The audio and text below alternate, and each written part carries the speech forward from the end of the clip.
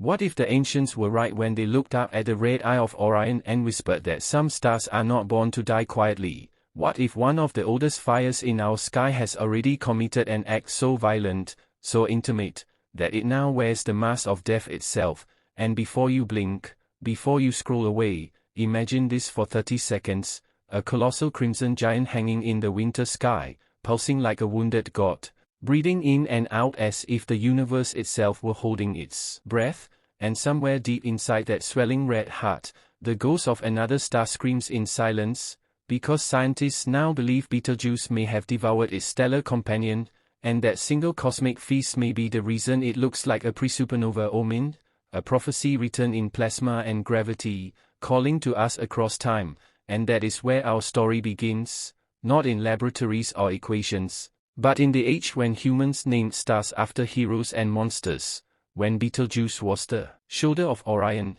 the mighty hunter, glowing like a coal pulled from a divine forge, feared and revered, because even then it did not behave like the others, it flickered, it swelled, it dimmed and brightened as if alive, and millennia passed while empires rose and fell beneath its gaze, until modern astronomers, armed with instruments sharper than any ancient blade, began to notice that Betelgeuse was changing faster than expected, shedding mass like a king tearing off his robes, coughing dust into space, dimming dramatically in events that shook the scientific world, and when it darkened so deeply a few years ago that even casual skywatchers noticed, whispers began again, not from priests this time but from physicists. Is this star about to die? Is this the long-awaited supernova that will turn night into day? But the data refused to obey simple answers, because Betelgeuse was acting old, yes, but also strangely disturbed, asymmetrical, chaotic, as if something had happened to it recently on a cosmic clock, something violent yet hidden. And here enters the new idea that feels less like cold science and more like an epic stolen from an ancient sky myth, the idea that Betelgeuse once had a companion star, smaller, closer, bound to it in a gravitational dance lasting millions of years, circling like a devoted until the red giant expanded, bloated with age, its outer atmosphere stretching farther and farther, like a dragon inhaling before a final roar, until one day that companion crossed a fatal boundary and was swallowed whole, not in a single bite but in a slow, spiraling death, its material torn apart, its energy injected into Betelgeuse's outer layers, causing turbulence, shock waves, massive mass loss, and a temporary rejuvenation that makes Betelgeuse look like a star standing on the brink of explosion even if its core is not quite ready yet. And this is where modern models and ancient poetry strangely agree. Because in the old stories, gods and heroes often gained terrible power by consuming others, but that power came with instability, madness, and doom, and astronomers now suggest that the ingestion of a companion could explain why Betelgeuse spins faster than expected for a star its age, why its surface is uneven and boiling with giant convection cells, why it throws off shells of gas and dust like discarded armor, and why it recently dimmed not because it was dying outright, but because the debris of this stellar meal formed clouds that temporarily veiled its light, a cosmic aftertaste lingering in space. And if this is true, then Betelgeuse is not just an old star waiting patiently for death, it is a survivor of stellar cannibalism, wearing the scars of a crime written in hydrogen and helium, a crime that may have delayed or altered its final fate, because when a star is another star, even a smaller one, it changes the story, it changes the clock, it changes the way energy moves through its vast body,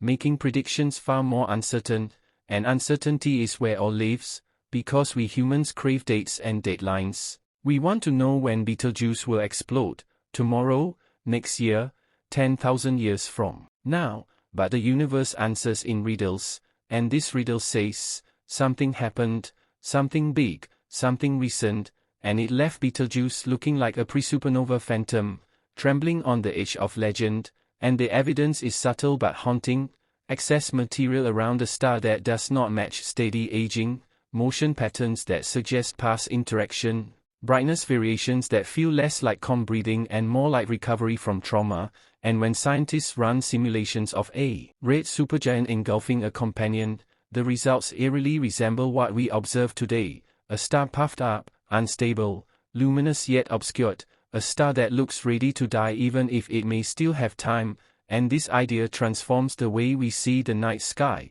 because suddenly Betelgeuse is not just a ticking bomb, it is a battlefield relic, a monument to stellar violence, reminding us that the universe does not only destroy in explosions, it destroys in intimacy, in slow spirals, in silent consumptions that leave lasting scars. And think about what that means for us watching from Earth, tiny observers on a fragile world, projecting our fears and hopes onto a red dot in the sky, because when Betelgeuse finally does go supernova, whether tomorrow or in 100,000 years, its light will blaze brighter than the full moon, visible even in daylight, a cosmic announcement that something ancient has ended. But until then, it hangs there like a warning and a wonder, a star that may already have crossed a point of no return without actually dying yet, a paradox glowing above our heads. And now pause here for another 30-second beat, because this is where the story turns into a question for you. If a star can consume another star and keep shining,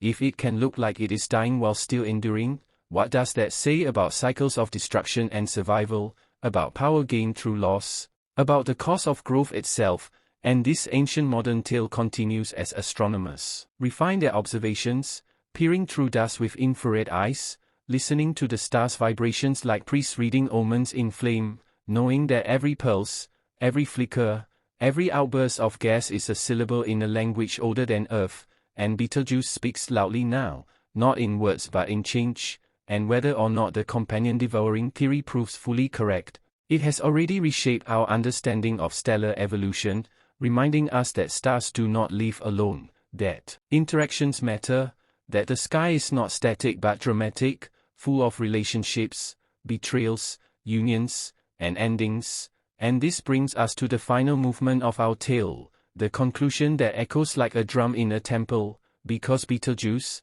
the red shoulder of Orion, the star of kings and myths, stands as a symbol of cosmic truth. Nothing powerful remains unchanged, everything that consumes is changed by what it consumes, and every glow hides a history. So as you step away from this story, as you look up tonight or scroll onward, remember that you are living beneath a universe that is alive with stories far older and grander than our own, stories still unfolding, still glowing. And if this tale stirred something in you, if it made the night sky feel closer, more dangerous, more beautiful, then stay with us, subscribe to Curiosity, share this story with another wanderer of the dark, because the universe rewards those who keep looking up, and Betelgeuse has not finished speaking yet.